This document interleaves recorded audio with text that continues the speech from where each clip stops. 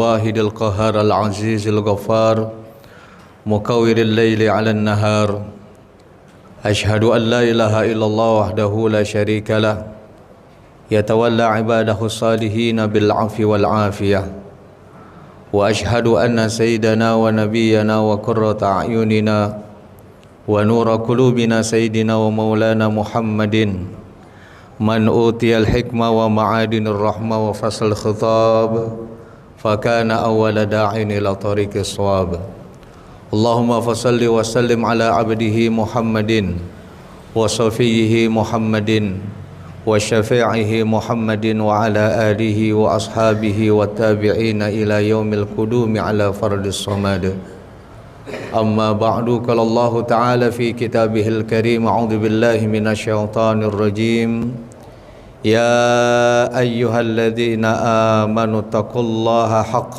تقاته ولا تموتن إلا وأنتم مسلمون وقال في آية الأخرى يا أيها الذين آمنوا اتقوا الله وقولوا قولا سديدا يصلح لكم أعمالكم ويغفر لكم ذنوبكم ومن يطع الله ورسوله فقد فاز فوزا عظيما صدق الله العظيم وصدق رسوله النبي الحبيب الكريم ونحن على ذلك من الشاهدين والشاكرين والحمد لله رب العالمين.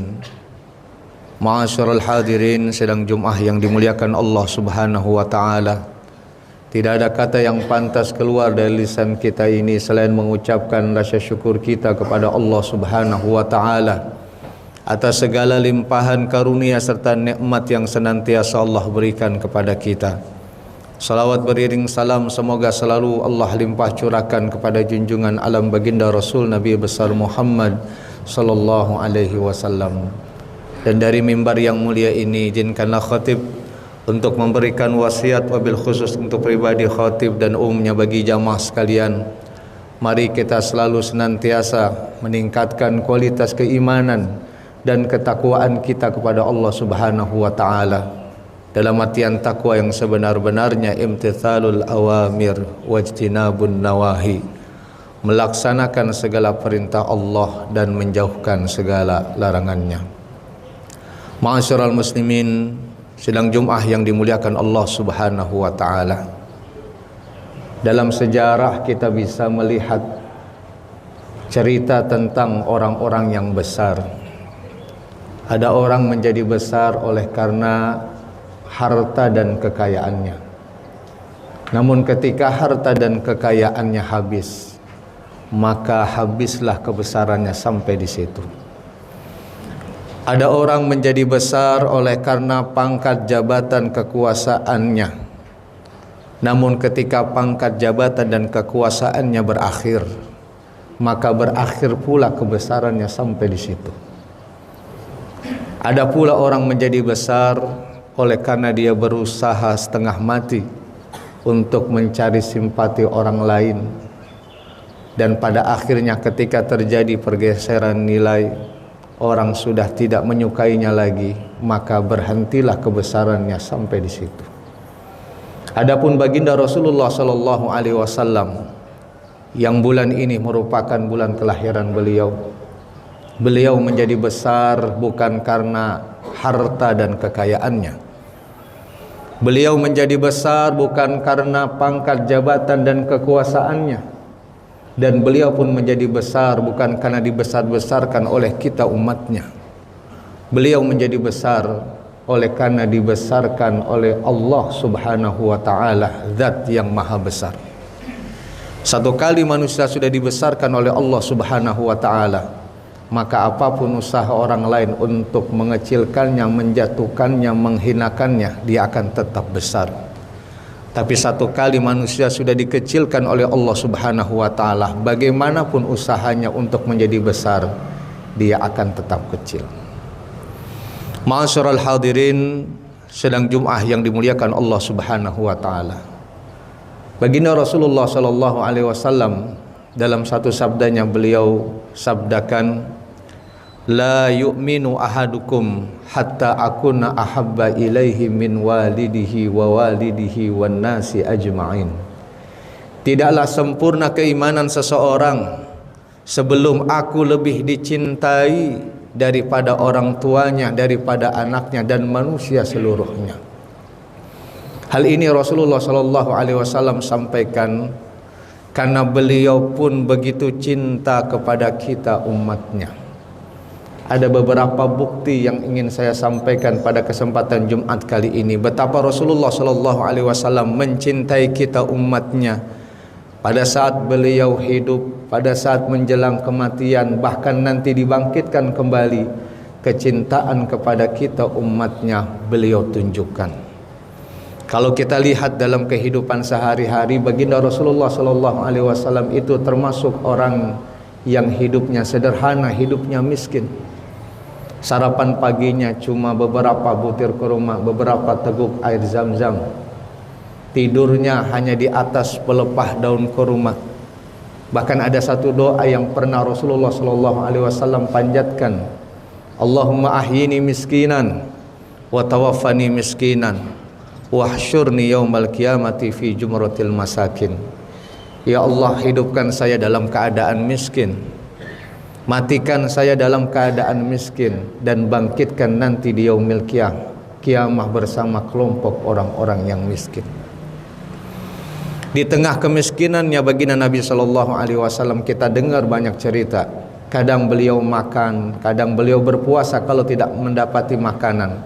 Bahkan untuk menahan rasa laparnya, Rasulullah sallallahu alaihi wasallam pernah mengganjal perutnya dengan batu. Di tengah kemiskinan baginda Nabi sallallahu alaihi wasallam, Allah Subhanahu wa taala pun memberikan satu penawaran yang menurut kita manusia biasa adalah penawaran yang menggiurkan. Wala saufa yu'tika rabbuka fatarda, dalam surat Ad-Duha. Allah akan memberikan apa saja asal engkau bahagia, asal engkau senang. Menurut pikiran kita sebagai manusia biasa, kebahagiaan itu adalah harta, kebahagiaan itu adalah ketika kita memiliki jabatan, ketika kita memiliki wanita. Bahkan dalam kitab Berzanji disebutkan, warawadatul jibalu bi an takuna lahu dhahaban fa'aba. Gunung Jabal Uhud menawarkan diri kepada Nabi sallallahu alaihi wasallam untuk menjadi emas, fa'aba. Tapi Rasulullah sallallahu alaihi wasallam tolak. Lalu apa yang diinginkan oleh Nabi sallallahu alaihi wasallam? Apa yang membuat hati Nabi sallallahu alaihi wasallam menjadi senang? Idan ya Rabb, la arda wa wahidun min ummati finnar. Rasulullah sallallahu alaihi wasallam akan senang kalau seandainya kita umatnya seluruhnya masuk ke dalam surganya Allah Subhanahu wa taala. Beliau tidak ingin satu pun di antara umatnya yang sampai masuk ke dalam neraka. Dalam hadis Nabi sallallahu alaihi wasallam beliau sabdakan, kullu ummati yadkhulunal jannah illa man aba. Seluruh umatku akan masuk ke dalam surga kecuali mereka yang tidak mau. Lalu para sahabat bertanya, wa man aba ya Rasulullah? Siapa mereka yang tidak mau masuk ke dalam surga? Man a'tani dakhalal jannah wa man 'asani faqad aba. Siapa orang yang taat kepadaku, menghidupkan sunnah-sunnahku, maka itu dia yang mau masuk ke dalam surga. Tetapi mereka yang maksiat, tidak melaksanakan apa yang menjadi perintah Allah dan Rasulnya, itulah mereka yang tidak mau masuk ke dalam surganya Allah Subhanahu wa ta'ala. Ma'asyiral hadirin, sedang Jum'ah yang dimuliakan Allah Subhanahu wa ta'ala. Kemudian pada saat baginda Nabi sallallahu alaihi wasallam menjelang wafatnya, beliau didatangi oleh malaikat Israel. Pada awalnya ditolak oleh anaknya Siti Fatimah, tapi mengetahui yang datang adalah malaikat Israel, maka dipersilahkan. Maka kemudian Nabi sallallahu alaihi wasallam bertanya, "Di mana Jibril?" Maka Jibril pun datang kepada Nabi sallallahu alaihi wasallam. Salah satu keistimewaan daripada Nabi sallallahu alaihi wasallam adalah bahwa Nabi ditawarkan, "Wahai Rasulullah, aku diperintahkan oleh Allah Subhanahu wa taala untuk mencabut ruhmu, itu pun jika engkau mengizinkan." Maka kata Rasulullah, kalau itu memang sudah merupakan kehendak dari Allah Subhanahu wa taala, laksanakan tugasmu wahai Azrail. Maka pada saat Nabi SAW mau dicabut ruhnya, maka malaikat Jibril pun memalingkan wajahnya. Melihat hal tersebut, maka Rasulullah SAW bertanya, wahai malaikat Jibril, kenapa engkau memalingkan wajahmu? Maka kata malaikat Jibril, saya tidak tega ya Rasulullah. Apakah akan ada rasa sakit pada saat sakaratul maut? Kullu nafsin dha'iqatul maut. Setiap manusia akan merasakan sakitnya sakaratul maut. Kalau memang demikian, sampaikan kepada Allah Subhanahu wa taala. Biarlah rasa sakit yang nanti akan dirasakan oleh umatku timpakan saja kepada diriku, agar umatku tidak lagi merasakan sakaratul maut. Maka itu pun dikabulkan oleh Allah Subhanahu wa taala. Bahkan dalam satu riwayat disebutkan, ketika ada sahabat yang bertemu dengan Rasulullah, wahai Rasulullah, apa yang kau rasakan?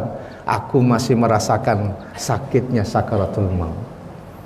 Demi umatnya beliau tanggung seluruh rasa sakit pada saat sakaratul maut, ditanggung oleh baginda Nabi SAW. Wahai malaikat Jibril, apa kemuliaan yang Allah berikan kepadaku? Inna abwabas sama qad futihat. Ya Rasulullah, pintu-pintu langit telah dibuka. Wal malaikata saffa sufufan yantajiru li ruhi. Dan para malaikat, mereka seluruhnya sudah berbaris dari langit pertama sampai dengan langit ketujuh untuk mencabut rohmu, untuk menyambut rohmu. Kalau itu adalah kemuliaan untukku, lalu bagaimana untuk kemuliaan umatku? Maka kata malaikat Jibril, Allah Subhanahu wa taala berfirman, inni haramtul jannata ala sairil umam hatta yadkhuluha ummatak. Sesungguhnya Allah Subhanahu wa taala mengharamkan surga dimasuki oleh umat-umat sebelumnya, sebelum umat Muhammad masuk ke dalamnya. Meskipun kita umat akhir zaman, umat terakhir, tapi kita nanti akan masuk ke dalam surganya Allah Subhanahu wa taala. Terlebih dahulu Allah haramkan surga dimasuki oleh umat sebelumnya, sebelum kita umatnya Nabi sallallahu alaihi wasallam masuk ke dalam surganya.